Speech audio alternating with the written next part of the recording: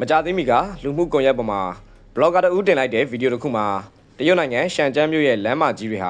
ာလူရှင်းပြီးအမိုက်တွေပြန့်ကျဲနေတာကိုပြသခဲ့ပါတယ်။ဒါဟာတရုတ်နှစ်သက်ကူမတိုင်ခင်ကအမြဲတမ်းစီကားနေတဲ့ပုံစံနဲ့လုံးဝဆန့်ကျင်နေတာပါ။ပုံမှန်အဖြစ်လမ်းမကြီးတွေကိုပြည့်နှက်နေတဲ့ပွဲတော်ဆန်တဲ့အငွေသက်တွေလုံးဝပျောက်ကွယ်နေတယ်လို့အဲ့ဒီဘလော့ဂါကထောက်ပြခဲ့ပါတယ်။ပထမတန်းစားမြို့တစ်မြို့ဖြစ်တဲ့ရှန်ကျန်းရဲ့အခြေအနေကတရုတ်နိုင်ငံကတခြားမြို့တွေအတွက်ပါစိုးရိမ်မှုတွေဖြစ်ပေါ်စေပြီးတဖြည်းဖြည်းချင်းကျဆင်းလာနေတဲ့ခံစားချက်ကိုဖော်ပြနေပါတယ်။ဒီဗီဒီယိုဟာတရုတ်အာဏာပိုင်တွေရဲ့တုံ့ပြန်မှုကိုဖြစ်ပေါ်စေခဲ့ပုံရပါတယ်။ကွန်မန့်ကဏ္ဍမှာ CCP ကိုထောက်ခံသူအင်တာနက်သုံးစွဲသူအများအဖြစ်50ပြားတပ်ဖွဲ့လို့သတ်မှတ်ခံရသူတွေဟာအဲ့ဒီဘလော့ဂါကိုစော်ကားမှုတွေနဲ့တိုက်ခိုက်မှုတွေနဲ့ပြည့်နှက်နေခဲ့ပါတယ်။တခြားအင်တာနက်သုံးစွဲသူကတော့ဒီကွန်မန့်တွေကရေးတကြီးပုံစံကသူတို့ဖော်ပြခဲ့တဲ့မြို့ရင်းမြင်ကွင်းတွေရဲ့တိကျမှန်ကန်မှုတို့ဟာအတီးပြူပေးနေတယ်လို့မှတ်ချက်ပြုခဲ့ပါတယ်။နောက်ထပ်အင်တာနက်သုံးစွဲသူတို့ကဗီဒီယိုတစ်ခုမှာဒုံမန်းလန်းကဈေးကြီးတဲ့ဆိုင်ကန်းတွေဟာအခုဆိုရင်လုံးဝလူရှင်းသွားပြီလို့ဖော်ထုတ်ခဲ့ပါတယ်။သူကဒီနေရာကိုနောက်ဆုံးတစ်ခေါက်ကြည့်လိုက်ပါ။ဒါကလူဟုဒုံမန်းပါ။ဆိုင်ကန်းတွေက1 to 1 မီတာကိုရွမ်တသန်းအထိဈေးပေါက်ခဲ့ပေမဲ့အခုကြည့်လိုက်ပါ။အကုန်ပိတ်ထားကြတယ်။ဒီဆိုင်ချုပ်ကိုတော့ချင်းဝင်နဲ့ဝယ်ခဲ့ကြတာ။အခုစီးပွားရေးကပျောက်သွားပြီမဲ့ချင်းငွေတွေကိုတော့ထပ်ပြီးဆက်ရအောင်မယ်။မဆက်ရင်ဘဏ်ကအမှုစင်မယ်။သူတို့ဒီအကြောင်းတွေကိုဂရုမစိုက်ဘူးလို့ပြောကြားခဲ့ပါတယ်။ဒီဆိုင်ကန်းတွေကရှမ်းကျန်းရဲ့ရှေးကြဆုံးလက်လီရောင်းဝယ်ရေးဗဟိုချက်ဖြစ်တဲ့ဒုံမန်လန်းလျှောက်သူများလမ်းမှာတည်ရှိပြီး Old Street လို့လည်းသိကြပါတယ်။ဒါဟာလူသွားလူလာများပြားမှုခေတ်ဆန်တဲ့ပတ်ဝန်းကျင်နဲ့တန်ဖိုးရှိမှုတွေကြောင့်နာမည်ကြီးပါတယ်။အဲ့ဒီနေရာမှာစတိုးဆိုင်ကြီးတွေလက်လီလက်ကားဈေးကွက်တွေနဲ့အစားအသောက်ဆိုင်တွေပါဝင်ပါတယ်။နှင်းနှဲငယ်လူကဒီနေရာကဆိုင်ကန်းတွေဟာရောင်းဝယ်အလွန်တွက်ခဲ့ပြီးငှားရမ်းထားတဲ့နေရာငယ်လေးတွေကိုတောင်ပြန်ရောင်းနေကြရပါတယ်။တစ်နှစ်လောက်ပဲရှိသေးတယ်။ရှန်ကျန်းကဒုံမန် Old Street ဟာလူတွေနဲ့စီကားနေကြတာပါ။ဒါပေမဲ့အခုတော့ရှန်ကျန်းရဲ့အထင်ရှားဆုံးကုန်သွယ်ရေးနေရာတွေတောင်ဒီလိုမြင်ကွင်းမျိုးတွေဖြစ်သွားတာကိုမြင်ရတာကအံ့ဩစရာပါပဲ။ရှန်ကျန်းနန်ရှန်ခရိုင်မှာတည်ရှိတဲ့ Karen City ဟာမြို့ရဲ့အနောက်ပိုင်းမှာရှိတဲ့အကြီးဆုံးစီးပွားရေးနဲ့ကုန်သွယ်ရေးဆိုင်ရာနေရာတစ်ခုဖြစ်ပါတယ်။အဲဒီနေရာမှာဈေးဝယ်စင်တာရုံးခန်းတွေနဲ့ Karen ပုံစံလမ်းတစ်ခုလိုပါဝင်ပါတယ်။အဲဒီစင်တာမှာအမှတ်တစိတ်ပေါင်း300ခွဲနီးပါးကိုစုစည်းထားပြီးအဆင့်မြင့်လက်လီရောင်းချမှုအထူးစားသောက်ဆိုင်များ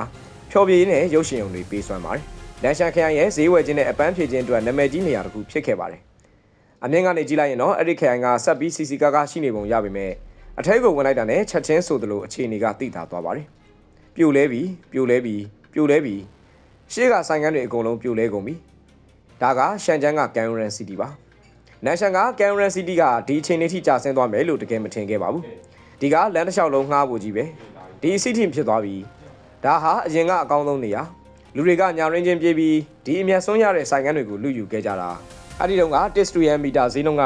ယွမ်4သိန်းကနေ5သိန်းထိရောက်နိုင်ပြီးတစ်ခုရဖို့တော့လူကိုရှော့ပေါ်ပေးရတာ။အဆက်အသွယ်ရှိဖို့လိုတယ်။အခုကြည့်အကုန်ရှင်းကြွက်တကောင်တော့မနေတော့ဘူး။ဒီလမ်းပေါ်ကဆိုင်ကန်းတွေတစ်ခုချင်းစီကအနည်းဆုံးတန်းချီတန်ကြပေမဲ့အကုန်လက်ကားဖြစ်သွားတယ်။ Foxconn လုံးဟာစူဒီယေစခန်းရဲ့တောင်ဘက်ဂိတ်ကဖူချူအဆောက်အုံဟာအရင်ကစီကားခဲ့ပူပါတယ်။မကြသေးမီကဘလော့ဂါတူကဒီနေရာကိုသွားပြီးအကုန်လုံးပြီးသွားပြီလက်ပတ်ကြည့်လိုက်ပါတစ်ခုလုံးပြိုလဲကုန်ပြီ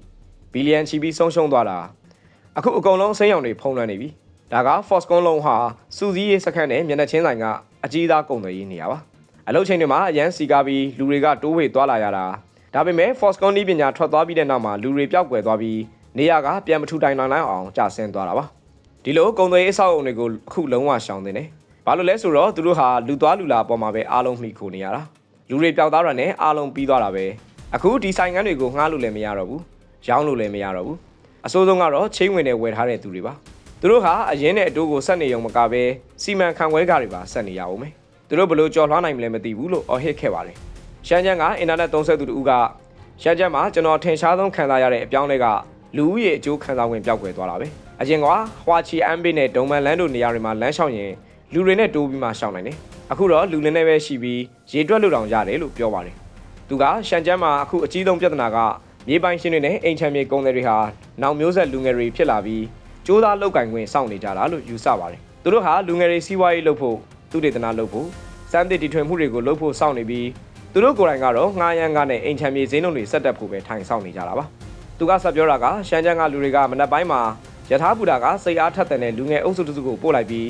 းညနေပိုင်းမှာယထာဘူတာကပင်ပန်းနွမ်းနေတဲ့စိတ်ထက်ကျနေတဲ့လူငယ်အုပ်စုတစုကိုပြန်ပို့နေတယ်လို့ပြောကြတာမဆန်းပါဘူးမြေပိုင်ရှင်တွေကဖနက်လေးနဲ့ထိုင်ပြီးလူငယ်တွေကပြင်းတယ်စိတ်တက်မရှိဘူးလို့ပြောနေကြတာကုမ္ပဏီကဝန်ထမ်းတွေကိုအိမ်ငှားကအထောက်ပံ့ယွမ်1000ပေးလိုက်ရင်အနီးနားကမြေပိုင်ရှင်တွေကအဲ့ဒီညမှာပဲအိမ်ငှားကကိုယွမ်800တက်လိုက်ကြတာပါပဲ ရှန်ကျန်းကိုကြိုဆိုပါတယ်ဒီမှာငွေရှာကြတယ်ငွေသုံးကြတယ်လူတိုင်းကတော့ငွေနည်းနည်းလေးရှာကျင်ကြတာပါလို့ဆိုပါတယ်အင်တာနက်သုံးစွဲသူတွေကဘလော့ဂါဟာရှန်ကျန်းရဲ့လက်ရှိအခြေအနေကိုဖော်ပြနေတာလို့မှတ်ချက်ချပါတယ်အရင်ကထက်တိတ်ဆိတ်သွားခဲ့ပြီအရင်ကစီကားခဲ့တဲ့လမ်းမကြီးတွေပျောက်ကွယ်သွားပြီးအလုသမား1000ကျော်ရှိတဲ့စက်ရုံတွေအများကြီးပျောက်ကွယ်သွားပြီးရှန်ကျန်းဟာပြောင်းရွှေ့လုပ်သားတွေအတွက်အရင်လိုပျော်ရွှင်ရပုံမဟုတ်တော့ဘူးလို့ပြောကြပါတယ်ပေကျင်းကအင်တာနက်သုံးစွဲသူတို့တင်လိုက်တဲ့နောက်ဗီဒီယိုတစ်ခုမှာ Anandin Gate ရဲ့လက်ရှိအခြေအနေကိုပြသထားပြီးအဲ့ဒီမှာလည်းဆိုင်ငန်းများပြားပိတ်ထားတာတွေ့ရပါတယ်ဒီဆိုင်တွေပိတ်တာကနှစ်သက်ကူပိတ်တာလားဒါမှမဟုတ်အမြဲတမ်းပိတ်တာလားဆိုတာတော့မသိရသေးပါဘူးစဖွင့်ထားတဲ့ဆိုင်တွေကလည်းအယောင်းဝယ်မကောင်းပဲဝန်ထမ်းတွေအလုံးမရှိလမ်းလျှောက်နေကြပြီးပိုင်ရှင်တွေကတော့အပြင်ဘက်မှာမီးကိုကောင်းကြီးလှုပ်ဆောင်နေကြတာကိုတွေ့ရပါတယ်ဝူဒါရိုးဝင်လမ်းကြားကအကြီးသားဆိုင်ကြီးတချို့ကလည်းစောင်းနှင်းကိုမကြော်နိုင်လို့ပျောက်ကွယ်သွားခဲ့ပါတယ်ဝမ်ဖူကျင်းလမ်းလျှောက်သူများလမ်းဟာပေကျင်းရဲ့အထင်ရှားဆုံးကုန်သွယ်ရေးနေရာတွေကတစ်ခုပဲဖြစ်ပါတယ်ဒီနေရာမှာဝမ်ဖူကျင်းစတိုးနဲ့ APN လို့စတိုးဆိုင်ကြီးတွေရွေးဖူရှန်နဲ့နန်လျန်ရှန်တို့လိုရိုးရာအမှတ်တစိတ်တွေဝမ်ဖူကျင်းကက်သလစ်ဘုရားကျောင်းနဲ့ဝမ်ဖူကျင်းတရေစာလမ်းလိုလူကြိုက်များတဲ့ခရီးသွားနေရာတွေပါဝင်ပါတယ်တရုတ်ပြည်ရဲ့ပထမဆုံးလမ်းဖြစ်လာဖို့ရှင်ပြိုင်နေတဲ့နေရာတွေကတစ်ခုဖြစ်လူစီကားခဲ့ပူပါတယ်မကြသေးမီကအင်တာနက်သုံးစွဲသူတို့ကမှတ်တမ်းတင်လိုက်တဲ့ဗီဒီယိုအရဝမ်ဖူကျင်းရဲ့လက်ရှိအခြေအနေကတတိယတန်းသားမျိုးကသေးငယ်တဲ့ပလာတာတစ်ခုလိုလူသူကင်းမဲ့နေပါတယ်အင်တာနက်သုံးစွဲသူတို့က2010ခုနှစ်နှောင်းပိုင်းတုန်းကဝမ်ဖူကျင်းကိုသွားခဲ့ပူပါတယ်ညနေပိုင်းဆိုလူတွေပြည့်နေတာဒီလိုဖြစ်သွားမယ်လို့ဘယ်တော့မှမထင်ခဲ့ဘူးလို့မှတ်ချက်ပြုပါတယ်နောက်တစ်ယောက်က2008ခုနှစ်ကနေ2012ခုနှစ်အထိပေကျင်းမှာအလုပ်လုပ်တော့ကဒီဘက်ကိုမကြာခဏသွားလေးရှိတယ်ဒီလိုမျိုးကိုတခါမှမမြင်ဘူးလူတွေပဲရောက်ကုန်ကြတာလေလို့ပြောပါတယ်တတိယမြောက်အင်တာနက်သုံးစွဲသူတို့ကအရင်ကဝမ်ဖူကျင်းစီဒန်မောနဲ့ကျုံးရွန်ချန်တို့ကိုစနေတနင်္ဂနွေတွေမှာသွားလေးရှိတယ်အတော်စီစီကားကားရှိခဲ့တယ်အခုတော့မျိုးလေကောင်မှာလမ်းလျှောက်နေရတယ်လို့ပဲခံစားရတယ်လို့ပြောပြခဲ့ပါတယ်ပေကျင်းကအင်တာနက်သုံးစွဲသူအများပြားကလည်းနေထိုင်မှုဖိအားတွေတိုးလာနေပြီးလူအများစုဟာဘွားကိုရုန်းကန်နေရတာကြောင့်နေထိုင်စားသောက်ဖို့ခက်ခဲလာတယ်လို့ပြောကြပါတယ်နှစ်သက်ကူတော့မပြောနဲ့လူအများစုဟာအသက်ရှင်ဖို့ကိုပဲရုန်းကန်နေရပါတယ်ပေကျင်းကအင်တာနက်သုံးစွဲသူတို့ကဒီနှစ်မှာပေကျင်းကလူလေးမျိုးဟာငိုချင်နေကြပြီပထမအုပ်စုက DD ကိုရီးယားတွေဒါကတနိုင်ငံလုံးဖြစ်နေပေမဲ့အခုဘာမှမရတော့ဘူးဒုတိယအုပ်စုကအိမ်အောင်တွေသူတို့ရဲ့ကလေးတွေနဲ့တူညီတဲ့ခွင့်ရေးတွေအမွေဆက်ခံခွင့်တွေအပါအဝင်အကျိုးခံစားခွင့်တွေရတဲ့မိမပြက်ကကလေးတွေလို့မြင်ရလို့စိတ်ပြတ်နေကြတာလေတတိယအုပ်စုကဆရာတွေမွေးဖွားလုံးကြဆင်းလာတာကြောင့်အလောက်ကင်ဆုံးလုံခြုံရေးကိုစိုးရိမ်နေရပြီးတန်မဏိထမိန်လုံးကိုထိန်းထားဖို့ပိုခက်ခဲလာပါတယ်စလုဒ္ဒအုပ်စုကဘန်နာရေးလုပ်သားတွေအင်တာနက်ပလက်ဖောင်းတွေတက်လာလို့စက်ရုံတွေကြားမှာဈေးနှုန်းပြိုင်ဆိုင်မှုတွေဖြစ်လာတာကြောင့်သူတို့လည်းစိတ်ပြတ်နေကြတယ်မင်းကဒီလို၄မျိုးထဲမှာပါလာလို့မေးခွန်းထုတ်ခဲ့ပါတယ်တရုတ်နိုင်ငံမြောက်ပိုင်းကမိန်းကလေးတယောက်ကပေကျင်းမှာလူဦးရေတန်း20ကျော်ရှိတယ်လို့ပြောကြပေမဲ့လမ်းမပေါ်မှာလမ်းလျှောက်တဲ့အခါဘာလို့ဒီလောက်တောင်လူသူကင်းမဲ့နေရတာလဲအရင်တော့ကဆိုရင်ကော်မောင်းတလားပေါ်မှာရုံတက်ရုံဆင်းချိန်ဆိုလူတွေနဲ့ပြည့်ကျက်နေတာအခုတော့ညနေပိုင်းရုံဆင်းချိန်မှာတော့လမ်းပေါ်မှာပြေးလွှာလို့ရနေပြီလမ်းကြားထဲမှာလမ်းလျှောက်တဲ့အဖိုးဖွားတွေတောင်နဲသွားသလိုပါပဲလူတွေအားလုံးပဲရောက်ကုန်ကြတာလေထုံကျိုးဒါမှမဟုတ်ရှုံဟန်းနယ်မြေတစ်ကိုပြောင်းသွားကြတာလားဒါမှမဟုတ် Universal Studio နဲ့ရုံးဆောက်အုံတွေထဲမှာပဲပိတ်မိနေကြတာလားလမ်းမကလူကြီးကထုတ်ပြန်ထားတဲ့လူကြီးစရင်နဲ့လုံးဝမကိုက်ညီတော့ဘူးလို့ပြောပြခဲ့ပါတယ်အင်တာနက်အသုံးပြုသူတယောက်ကတော့လွန်ခဲ့တဲ့9နှစ်အတွင်းမှာပေကျင်းမြို့မှာရှိတဲ့အသက်25နှစ်ကနေ40ကြာလူငယ်ဦးရေဟာ1.85 တန်းလောက်လျော့နေသွားတယ်လို့မှတ်ချက်ပေးထားပါတယ်ဒီရတက်ဟာအလက်စားမျိုးတစ်မျိုးသာလူကြီးကချက်ချင်းဆိုသလိုပျောက်ကွယ်သွားတာနဲ့အတူတူပါပဲဒါဟာအစိပ်ပိုင်းတစ်ခုပဲရှိပါသေးတယ်2024ခုနှစ်ကုန်မှာပေကျင်းရဲ့အမြဲတမ်းနေထိုင်သူလူဦးရေဟာ21.83 တန်းလောက်ရှိလာမယ်လို့ခန့်မှန်းရပြီးမွေးဖွားနှုန်းနဲ့သေဆုံးနှုန်းကလည်းညီမျှလူနီးပါးဖြစ်နေပါတယ်။တစ်ဖက်မှာလည်းအသက်60နဲ့အထက်လူဦးရေကတဖြည်းဖြည်းတိုးလာနေပါတယ်။တနည်းအားဖြင့်ပြောရရင်ပေကျင်းမြို့ကြီးဟာနုပြိုပြီးတိုးတက်နေတဲ့မြို့ကြီးမဟုတ်တော့ပါဘူး။တရုတ်နိုင်ငံရဲ့စီးပွားရေးအချက်အချာဖြစ်တဲ့ရှန်ဟိုင်းမြို့မှာလည်းစီချွမ်းကမြို့သမီးတယောက်ကဒီရက်ပိုင်းရှန်ဟိုင်းလမ်းမတွေပေါ်မှာလူတွေပိုပိုနဲလာတာကိုသတိထားမိတယ်။ဒီနေ့ချန်ဟွမ်ဖျားเจ้าကိုသွားခဲ့တုန်းကလူဆိုတာခက်ကြဲကြဲပဲရှိတော့တယ်။အရင်ကဆိုရင်လှုပ်လို့မရအောင်စီကားခဲ့တာ2018ခုနှစ်ကကျွန်မစားရောက်တုန်းကဆိုပေါက်စီဝယ်ဖို့တော့တန်းရှည်ကြီးစောင့်ခဲ့ရတာရှန်ဟိုင်းရဲ့စီးပွားရေးကအရင်လိုမဟုတ်တော့ဘူးဆိုတာကျွန်မသိလိုက်ပြီကျွန်မရဲ့ဇာတိမြေခြုံချင်းကိုတော့လွမ်းလာမိတယ်ဘာဆက်လို့ရမလဲမသိတော့ဘူးလို့ရင်ဖွင့်ခဲ့ပါတယ်အင်တာနက်အသုံးပြုသူတွေကလည်းလူဦးရေရောနေလာတာသိတာကြောင့်မှတ်ချက်ပေးကြပါတယ်အိမ်ချမ်းမြေလုပ်ငန်းမှာလုပ်ကိုင်နေသူတယောက်ကတော့ကျွန်မဒါကိုကိုယ်တိုင်မြင်တွေ့နေရတာပါဒါပေမဲ့ထွက်ခွာသွားတဲ့လူအများစုဟာကျွန်မလိုပဲဝင်ငွေနေတဲ့အခြေခံလူဒန်းစားတွေဖြစ်ပြီးဝင်ငွေမြင့်တဲ့လူဒန်းစားတွေတော့ထွက်မသွားကြပါဘူးလို့ပြောပါတယ်နောက်ထပ်အသုံးပြုသူတယောက်ကလည်းတရုတ်နိုင်ငံရဲ့လူဦးရေဟ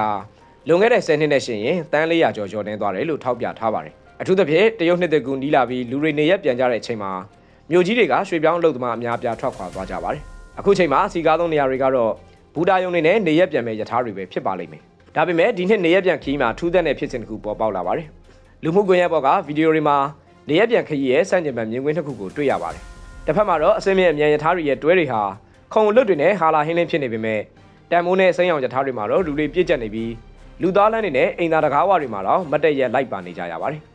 လူတွေဒီလောက်ပြည့်ကျက်နေတာတော့ပတ်ဝန်းကျင်တစ်ခုလုံးကထူးထူးဆန်းဆန်းတိတ်ဆိတ်နေပြီး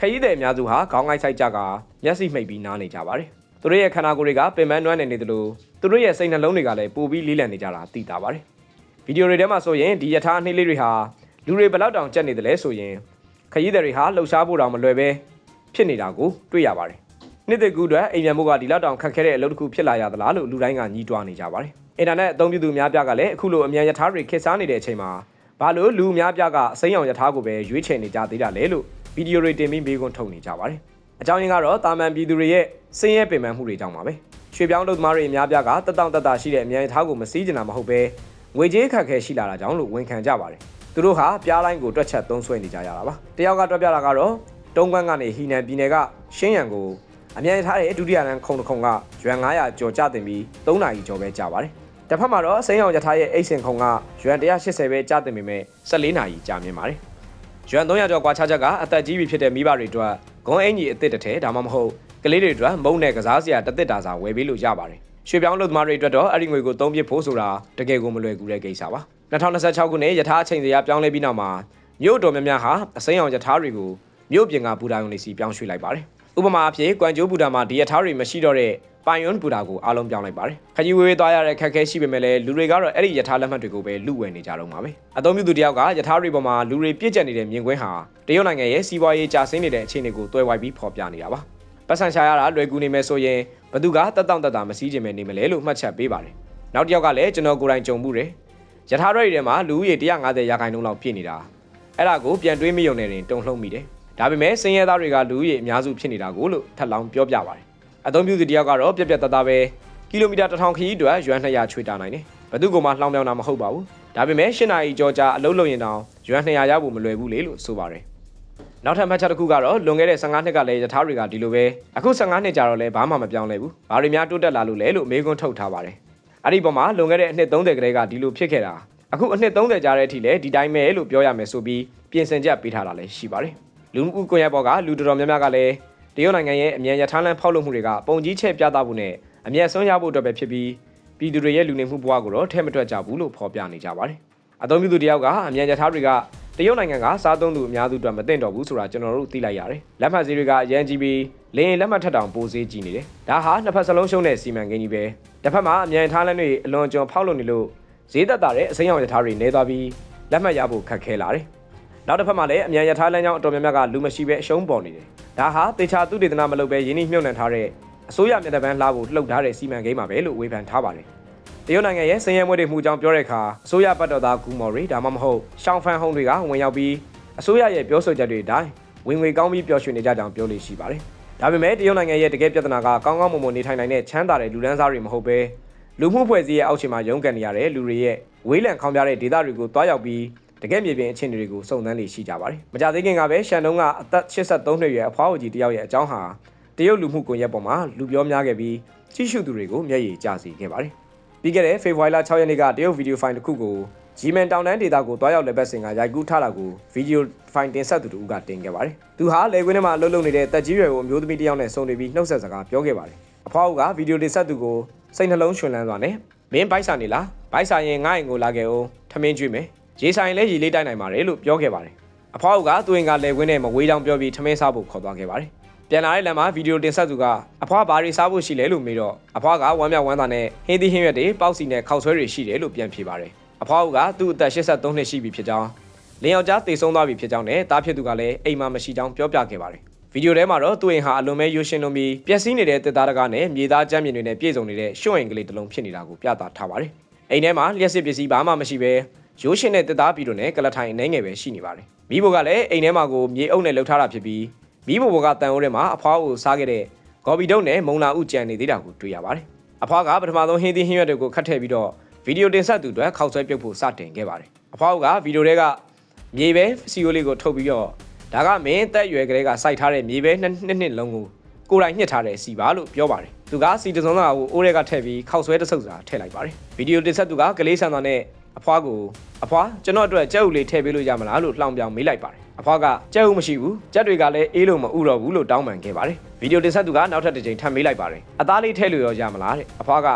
မရဘူးအသားကမတက်နိုင်ဘူးလို့ပြန်ဖြေပါတယ်ခောက်ဆွဲတွေပြုတ်ပြီးတဲ့အခါအဖွားကဗီဒီယိုတင်ဆက်သူအတွက် ခွက်ကြီးတစ်လုံးနဲ့ကျွေးပြီးနောက်ကျနေပြီးကောင်းကောင်းစားလို့ပြောပါတယ်ဗီဒီယိုတင်ဆက်သူကရိုးရှင်းတဲ့ခောက်ဆွဲတွေကိုစားရင်အနံ့ကတကယ်မှုေးတယ်လို့ပြောလိုက်ပါတယ်အဖွားကပြုံးပြီးတော့ဗီဒီယိုတင်ဆက်သူကိုမင်းကကောင်းကောင်းစားရမယ့်အရွယ်ဆိုတော့ငါကိုယ်တိုင်စိန်ထားတဲ့ငရုတ်သီးစိမ့်လေးနည်းနည်းစားအောင်ဘယ်အချိန်ဖြစ်ဖြစ်ဘိုက်ဆိုင်ရင်ဒီကိုလာခဲ့ငါချက်ကျွေးမယ်လို့ပြောပါတယ်ဗီဒီယိုတင်ဆက်သူပြန်ဖို့ပြင်တော့အဖွားကသူယူသွားဖို့အတွက်အစားအသောက်တွေထည့်ပေးလိုက်ပါတယ်ဗီဒီယိုတင်ဆက်သူကသူ့ရဲ့မြစ်တာစိတ်အတွက်ကျေးဇူးတင်စကားပြောခဲ့ပေမဲ့အဖွားက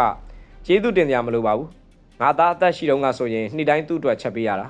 အခုပြန်တွေးမိရင်လည်းဝမ်းနည်းစရာပဲလို့ပြောပြီးသူ့မျက်လုံးတွေမှာမျက်ရည်တွေဝဲတက်လာခဲ့ပါတယ်သူထောက်ကသွားပြီးတဲ့အခါအဖွားစီကိုအထူးပြန်သွားကလှူဒန်းခဲ့ပါတယ်အဖွားကအံ့အားသင့်သွားပြီးလက်မခံဖို့ညှင်းဆန်ခဲ့ပါတယ်ဗီဒီယိုတင်ဆက်သူကဒါကကြက်ဥတွေပါနှွေးလာပြီးကြက်တွေပြန်ဥလာတဲ့အထိစားလို့ရတယ်ဒါကအသားတုံးကြီးပါလို့ပြောပါတယ်အဖွားကလက်မခံဖို့ဆက်ပြီးအတင်းကျပ်ညှင်းဆိုနေပေမဲ့ဗီဒီယိုတင်ဆက်သူကခိုင်မာသွားနဲ့ဒါကအဖွားအတွက်ပါလို့ပြောပြီးထားခဲ့ပါတယ်အဖွားကအသားအိတ်ကိုကင်ပြီးသူ့ကိုဂိတ်ထိလိုက်ပို့ခဲ့ပါတယ်ဒီဗီဒီယိုဟာဒိုးရင်းမှာကြည့်ရှုသူ2သိန်းကျော် like ရရှိခဲ့ပြီးအင်တာနက်သုံးစွဲသူအများပြားလေးစားသမှုဖြစ်ခဲ့ကြပါတယ်မှတ်ချက်တစ်ခုမှာအသက်83နှစ်အရွယ်အဖွားကိုတယောက်ဟာအိမ်မှာမြေကြီးအိမ်ကလေးနဲ့နေရပြီးကြက်ဥတောင်မစားရအသားတောင်မတက်နိုင်ပဲနဲ့တခါမှမမြင်ဘူးတဲ့ဗီဒီယိုတင်ဆက်သူတယောက်ကိုခောက်ဆွဲတစ်ခွက်ထဲနဲ့တေခင်းကျွေးမွေးခဲ့တာဟာသူပေးနိုင်တဲ့အကောင့်ဆုံးထမင်းပဲဖြစ်လိမ့်မယ်လို့ရေးသားထားပါတယ်နောက်ထပ်မှတ်ချက်ပေးသူတို့ကတော့ရှန်တုံးရဲ့ GDP ကအရန်မြင့်နေတာကိုဘာလို့ဒီလိုတက်ကြီးရွယ်တွေအများကြီးရှိနေသေးတာလဲဘာတွေဖြစ်နေတာလဲလို့မေးခွန်းထုတ်ခဲ့ပါတယ်ဒီဗီဒီယိုဟာလူမှုကွန်ရက်ပေါ်မှာအငင်းပွားမှုတွေဖြစ်ပေါ်စေပြီးတရုတ်လူမျိုးအင်တာနက်သုံးစွဲသူအများပြားကဒါကကျွန်တော်ကိုမျက်ရည်တွေကျစေခဲ့တယ်ကျွန်တော်ကဇာတိကလည်းရှမ်းတုံးကမန်အန်းမှာရှိတာပါအဲ့ဒီတုန်းကတရုတ်ကွန်မြူနတီပါတီရဲ့အခြေစိုက်စခန်းပေါ့အိုးသူတို့ဒီလိုပဲစက်နေရတာကိုမထင်ထားခဲ့မိဘူးလို့မှတ်ချက်ပေးခဲ့ကြပါတယ်လူအများစုကတရုတ်ကွန်မြူနတီပါတီရဲ့တော်လှန်ရေးအခြေစိုက်ဒေသတွေလို့ခေါ်ကြတဲ့သူတို့ခိုင်မာမြင့်တွယ်ခဲ့တဲ့နေရာတွေဟာလက်ရှိမှာတော့အစင်းရဲဆုံးဒေသတွေဖြစ်နေတယ်လို့မှတ်ချက်ပေးခဲ့ကြပါတယ်အင်တာနက်သုံးစွဲသူတချို့ကမကြခင်မှာရုပ်ရှင်ထုတ်လုပ်ရေးအဖွဲ့တစ်ဖွဲ့တောင်ထဲကိုရောက်လာလိမ့်မယ်လို့ထောက်ပြခဲ့ကြပါတယ်အသက်80ကျော်ဖွားဦးတူရဲ့စိတ်သက်ခွန်အားပေးတဲ့ဇလန်တစ်ပုဒ်ကိုမကြခင်မှာထုတ်လုပ်လာလိမ့်မယ်လို့သူတို့ပြောပါတယ်ဒါဟာတကယ့်ကိုနိုင်ငံရဲ့အရှက်ရစရာပဲလို့သူတို့ကမှတ်ချက်ချခဲ့ကြပါတယ်ဒီအကြောင်းအရာကတရုတ်နိုင်ငံရဲ့အကြီးဆုံးစီးပွားရေးမြို့တွေဖြစ်တဲ့ရှန်ကျန်းနဲ့ပေကျင်းတို့ကလက်ရှိစီးပွားရေးကျဆင်းမှုရဲ့မျက်မြင်တွေ့ရှိချက်တွေကိုဖော်ပြနေတာပါအဓိကချက်ကတော့လူဦးရေအကျိုးခံစား권ပျောက်ကွယ်သွားခြင်းနဲ့အိမ်ချမ်းမြေဈေးနှုန်းတွေအပေါ်အလွန်မင်းမိခုန်နေရတဲ့စီးပွားရေးပုံစံရဲ့အားနည်းချက်တွေကိုထိုးနှက်ပြသတာပါဒီကနေရနိုင်တဲ့အဓိကအတွေးခေါ်တွေကတော့1စီးပွားရေးအခြေခံဟာအဆောက်အုံတွေဈေးဝယ်စင်တာတွေမဟုတ်ဘဲလူတွေရဲ့စားသုံးနိုင်တဲ့လုပ်အားပေါ်မှာမူတည်တယ်ဆိုတာပါပဲလူတွေထွက်ခွာသွားရင်စိတ်တက်ကြသွားရင်ဘလို့ပဲအဆောက်အုံတွေခန်းနာပါစေအဆုံးမှာပြိုလဲသွားမှာပါပဲနှစ်မြေပိုင်ရှင်တွေနဲ့ကုန်သည်တွေဟာလူငယ်တွေရဲ့ကြိုးစားအထောက်မှုကနေအမျက်ထုတ်ဖို့ကိုပဲအဓိကထားပြီးအဲ့ဒီကြိုးစားအထောက်မှုကိုပြန်လဲထောက်ပံ့မဲ့အစားအခွင့်ကောင်းယူပြီးဈေးနှုန်းတွေတက်လိုက်တဲ့အခါစီးပွားရေးဆောင်ဝန်းဟာရပ်တန့်သွားပါတယ်3အာဏာပိုင်တွေကဝေဖန်မှုတွေကိုလက်ခံဖို့ထက်အမှန်တရားကိုဖုံးကွယ်ဖို့နဲ့စန့်ကျင်သူတွေကိုတိုက်ခိုက်ဖို့ပုံမအားတန်တဲ့အခါအဲ့ဒီ comment တွေကပဲအခြေအနေရဲ့ဆိုးရွားမှုကိုအတီးပြုတ်ပေးနေတယ်လို့ဖြစ်သွားပါတယ်၄ဘွားရဲ့ဖီယားတွေဟာအပေါ်ယံမှာမြင်ရတဲ့စီးပွားရေးတိုးတက်မှုတွေအောက်မှာပုံကွယ်နေပြီးအထူးသဖြင့်အလောက်ကိုင်မသေးကြသူတွေအိမ်ချမ်းမြေအကျွေးတင်သူတွေဟာအလွန်ဒုက္ခရောက်နေကြပါတယ်နားဆင်ပေးခဲ့တဲ့အတွက်အားလုံးကိုကျေးဇူးအထူးတင်ရှိပါတယ်ခင်ဗျာ